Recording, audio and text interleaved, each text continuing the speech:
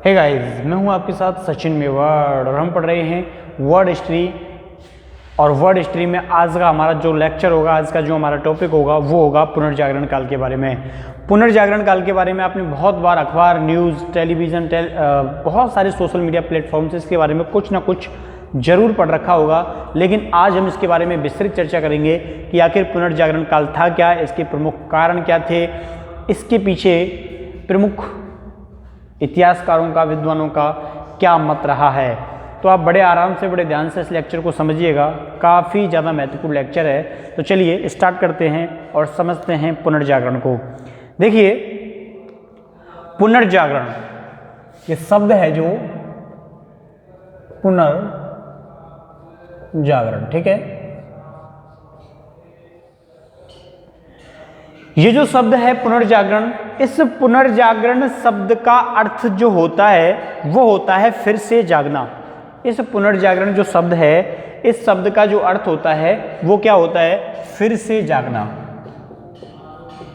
फिर से जागना। अब ये इस शब्द का अर्थ हो गया, लेकिन वास्तव में इसका मतलब क्या है? क्योंकि जो कोई शब्द होता है उसका वास्तविक अर्थ भी समझना उतना ही ज़्यादा महत्वपूर्ण है, ठीक है। तो इसका वास्तविक जो अर्थ है वो होता है कि आप लोग सोचोगे फिर से जागना, नींद से जागना, किस चीज़ से जागना?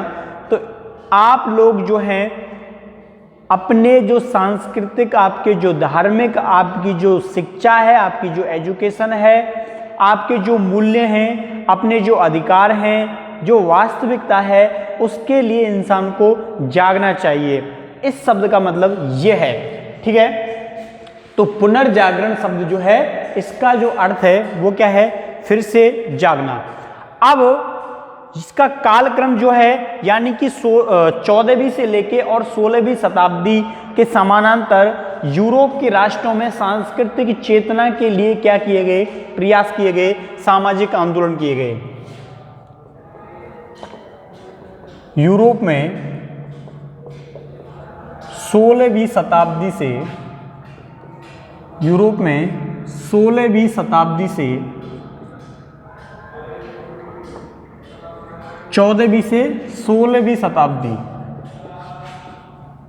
16वीं शताब्दी में राष्ट्रीय चेतना के प्रति, धार्मिक प्रगति के प्रति, ठीक है, राष्ट्रीय चेतना एवं धार्मिक प्रवृत्ति,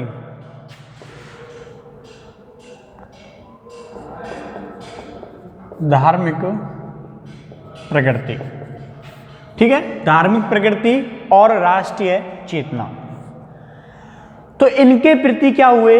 इनके प्रति लोगों को जागरूक करने के लिए आंदोलन हुए, के प्रति लोगों को जागरूक करने के प्रति, जागरूक करने के लिए आंदोलन हुए। क्या हुए? आंदोलन हुए, ठीक है। तो धार्मिक प्रगति और राष्ट्रीय चेतना जैसे उस समय के बहुत महत्वपूर्ण जो मुद्दे थे, उनके लिए क्या हुए? जो आंदोलन है वो हुए। और ये जो राष्ट्रीय चेतना और जो सामाजिक बदलाव का जो आंदोलन था, यही वास्तव में पुनर्जागरण के नाम से जाना गया, ठीक है। यही वास्तव में किस नाम से जाना गया? तो यही वास्तव में पुनर्जागरण के नाम से जाना गया। पुनर्जागरण की आपको परिभाषा भी पता चल गई, एक बड़ी परिभाषा जो है वो भी आपको ज्ञात हो गई कि वास्तव में पुनर्जागरण जो काल है वो क्या था। क्लियर? चलिए अब देखिए, इस पुनर्जागरण काल में विभिन्न लोगों के द्वारा विभिन्न थ्योरियां जो हैं वो क्या की गई थी? प्रस्तुत की गई थी। और ये बताया था कि ये जो काल है वो यूरोप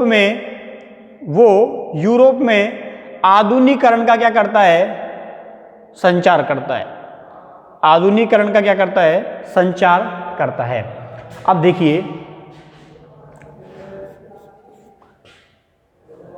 इस काल में साहित्य कला के क्षेत्र में नवीन प्रयोग हुए। इस काल में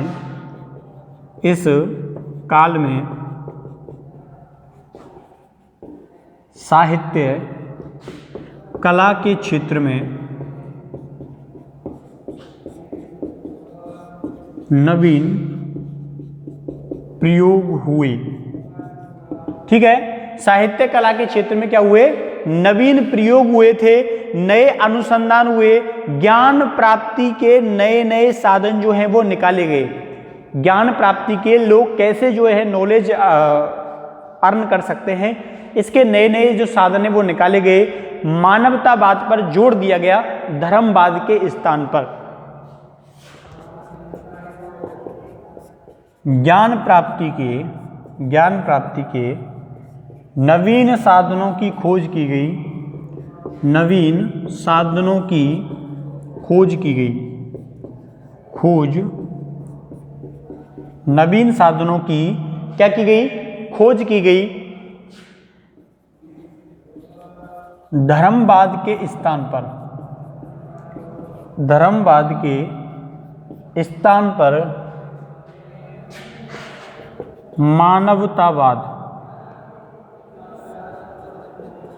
मानवतावाद पर जोर दिया गया।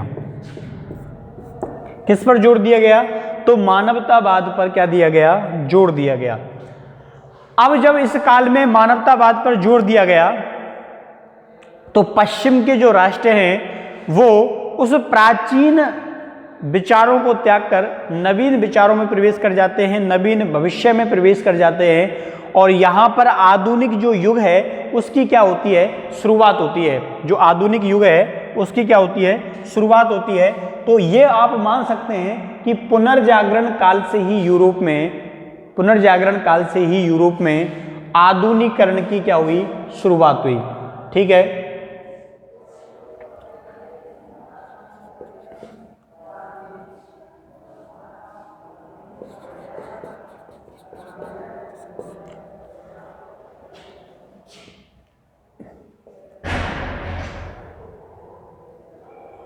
चलिए, तो पुनर्जागरण काल से ही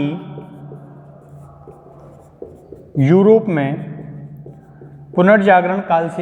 में आधुनिकीकरण की शुरुआत मानी जाती है।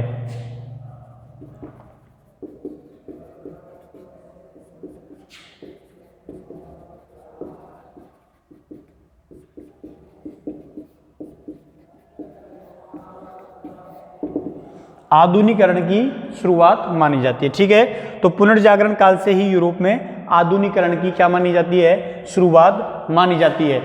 तो कई बार पूछ लिया जाता है कि यूरोप में पुनर्जागरण काल की जो शुरुआत है वो किस समय या किस कालखंड से हुई? तो आप लोग याद रखना कि ये पुनर्जागरण काल से हुई। ठीक है, इस पुनर्जागरण काल से यूरोप के प्रत्येक क्षेत्र में नया दृष्टिकोण विकसित हुआ था। वो चाहे वो कला का क्षेत्र हो, चाहे वो विज्ञान का क्षेत्र हो, चाहे वो किसी भी सब्जेक्ट से रिलेटेड हो, अनुसंधान से हो, बौद्धिक विकास से हो, आशा से हो, संचार से हो, सामाजिक परिवर्तन से हो, पुरानी कुरीतियों के विरुद्ध किए गए बदलावों से हो। तो एक प्रकार से पूरे यूरोप में एक नया संचार क्या हो जाता है? शुरू हो जाता है। ठीक है, और ये जो पुनर्जागरण काल है वो यूरोप की प्राचीन और सभ्यता संस्कृति को दोबारा से पुनरुत्थान करता है, नई चेतना उसमें क्या करता है? विकसित करता है। पुनर्जागरण काल यूरोप की प्राचीन गौरव संस्कृति,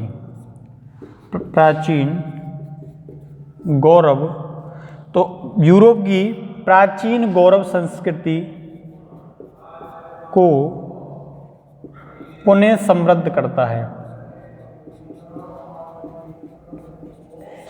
अब इसकी जो शुरुआत है वो कहाँ से मानी गई? इसकी शुरुआत है जो यूरोप से मानी गई। यूरोप से कहाँ से? तो इटली जो है वो इसके केंद्र के रूप में बनकर क्या होता है? उभरता है। इसका जो केंद्र है वो बन के उभरता है, क्योंकि इटली में ही जो रोम है वो प्राचीन रोम साम्राज्य जो हुआ करता था उसकी क्या रही थी, राजधानी रही थी।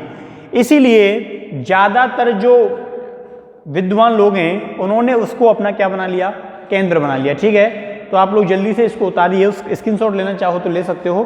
उसके बाद इसको मैं रफ करता हूँ, इसको मैं मिटाता हूँ। ठीक है।